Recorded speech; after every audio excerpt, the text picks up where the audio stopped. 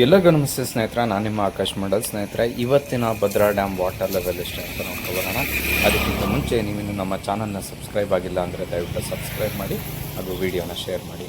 ಸ್ನೇಹಿತರೆ, ಯಾವುದೇ ರೀತಿಯ ಮಳೆ ನಮ್ಮ ಭಾಗದಲ್ಲಿ ಆಗ್ತಾ ಇಲ್ಲ. ಅಂದರೆ ಭದ್ರಾಗೆ ಇನ್ಫ್ಲೋ ಬರುವಂತಹ ಯಾವುದೇ ಭಾಗದಲ್ಲಿ ಕಳಸ ಆಗಿರ್ಬೋದು, ಎನ್.ಆರ್. ಪುರ ಆಗಿರ್ಬೋದು, ಈ ಭಾಗದಲ್ಲಿ ಮಳೆ ಆಗ್ತಾ ಇಲ್ಲ. ಜೊತೆಗೆ ಲಕ್ಕೊಳ್ಳಿ ಡ್ಯಾಮೇ ಆಗಿರ್ಬೋದು, ಲಕ್ಕೊಳ್ಳಿ ರೀಜನ್ ಆಗಿರ್ಬೋದು, ಮಳೆ ಬರ್ತಾ ಇಲ್ಲ. ಹಾಗಾಗಿ ಇನ್ಫ್ಲೋ ತುಂಬ ಕಡಿಮೆ. ಸೊ ಇವತ್ತಿನ ಅಪ್ಡೇಟ್ಸ್ಗೆ ನೋಡೋದಾದರೆ, ಇವತ್ತು 136 ಅಡಿ 9.25 ಇಂಚು ಇರುವಂಥದ್ದು ಇವತ್ತಿನ ಭದ್ರಾ ಡ್ಯಾಮ್ ವಾಟರ್ ಲೆವೆಲ್. ಇನ್ನು ಭದ್ರಾ ಡ್ಯಾಮ್ನ ಟೋಟಲ್ ಕೆಪಾಸಿಟಿ ಬಂದು 186 ಅಡಿ.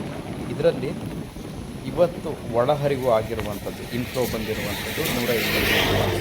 ಇದು ನಾರ್ಮಲ್ ಆಗಿದೆ. ಡೈಲಿ ಇಷ್ಟೇ ಮಿನಿಮಮ್ ಕ್ಯೂಸೆಕ್ ಅಂತ ಏನಾದ್ರು ಹೇಳ್ಬೋದು. ಇನ್ನು ಔಟ್ಫ್ಲೋ ನೋಡೋದಾದ್ರೆ 441 ಕ್ಯೂಸೆಕ್ ನೀರು ಹೊರಹರಿವು ಆಗ್ತಾ ಇದೆ.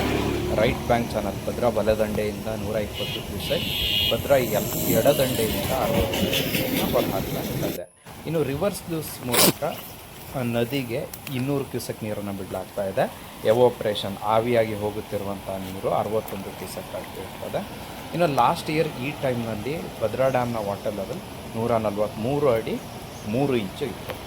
ಇನ್ನು ಲಾಸ್ಟ್ ಟೈಮ್ನ ಇನ್ಫ್ಲೋ ನೋಡೋದಾದರೆ 968 ಕ್ಯೂಸೆಕ್ ನೀರು ಲಾಸ್ಟ್ ಇಯರಲ್ಲಿ ಇನ್ಫ್ಲೋ ಆಗಿತ್ತು, ಒಳಹರಿವು ಬಂದಿತ್ತು. ಇನ್ನು ಹೊರಹರಿವು 268 ಕ್ಯೂಸೆಕ್ ಅಷ್ಟೇ ಇತ್ತು. ಆದರೆ ಈ ಬಾರಿ ಕಂಡೀಷನ್ ಬೇರೆ ಥರನೇ ಇದೆ. ನೋಡೋಣ, ಆದಷ್ಟು ಭಗವಂತನಲ್ಲಿ ಬೇಡ್ಕೊಳ್ಬೇಕಷ್ಟೇ.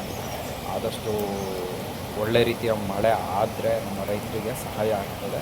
ಪೈಪ್ಲೈನ್ಗಳು ಜಾಸ್ತಿ ಆಗ್ತವೆ, ಬೇರೆ ಬೇರೆ ಊರುಗಳಿಗೆ ತುಂಬ ಪೈಪ್ಲೈನ್ಗಳು ತಗೊಂಡೋಗಿದ್ದಾರೆ. ಆದರೆ ನೀರು ಮಾತ್ರ ಅವಲಂಬನೆ ಆಗಿರೋರಿಗೆ ಇಲ್ಲ.